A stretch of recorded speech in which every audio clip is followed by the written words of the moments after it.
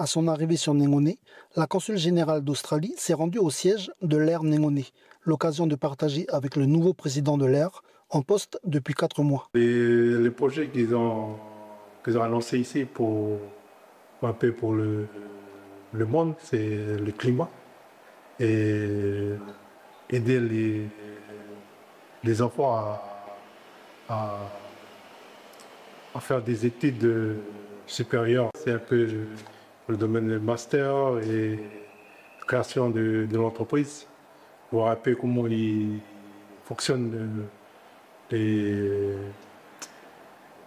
entreprises australiennes pour adapter au pays. Ces échanges se sont donc beaucoup orientés sur la première richesse du pays, sa jeunesse. En plus des avantages liés à l'apprentissage de la langue anglaise, l'équipe de la consul vient aussi communiquer sur des dispositifs en place et en cours de création. C'est de promouvoir les programmes australiens qu'on propose aux Calédoniens, notamment nos bourses.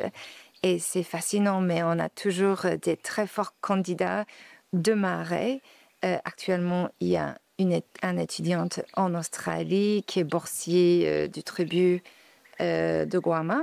Et on a encore d'autres très forts candidats de Marais pour commencer leurs études l'année prochaine. Et l'autre programme auquel on parle, c'est notre Visa Working Holiday pour les jeunes et le programme de mobilité de travailleurs, ce qui n'est pas encore mis en œuvre, mais ce qui est en cours.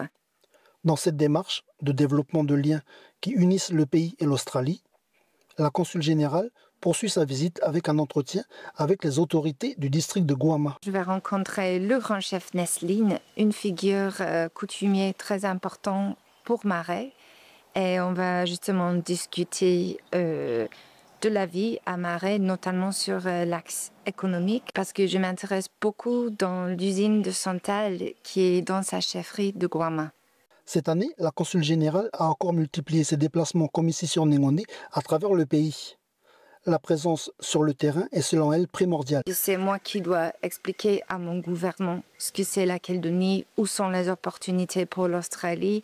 Et c'est que par aller dans le terrain, à la rencontre des gens, que je puisse vraiment comprendre ça. Et l'autre objectif, c'est un peu l'inverse. C'est d'expliquer qui on est en tant que l'Australie. Demain, à l'ouverture de la fête du Wadjouyou, la consul générale d'Australie prononcera un discours sur l'usage des savoirs ancestraux dans la lutte contre les effets du réchauffement climatique.